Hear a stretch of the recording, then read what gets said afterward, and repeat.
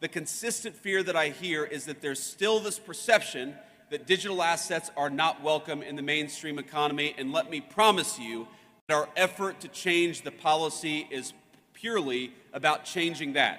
We want our fellow Americans to know that crypto and digital assets, and particularly Bitcoin, are part of the mainstream economy and are here to stay.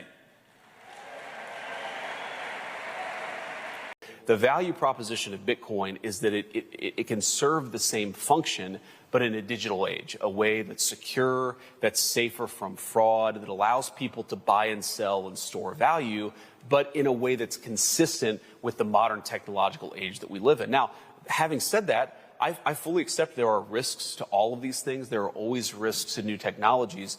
Our approach in the Trump administration is to say, let people innovate. Let people figure this stuff out on their own. If the critics of Bitcoin are right, I happen to think that they're wrong, that will eventually win out in the marketplace. If the advocates of Bitcoin are right, and I happen to agree with them, if they make their case, that's eventually going to win out in the marketplace. What you shouldn't have is a dictatorial government that tells certain industries they're not allowed to do what they need to do. You've got to let people make these decisions on their own, and that's sort of been our approach. We want common sense regulatory regimes. We want to allow the cryptocurrency industry to participate in the mainstream of the economy. But then ultimately, the laws of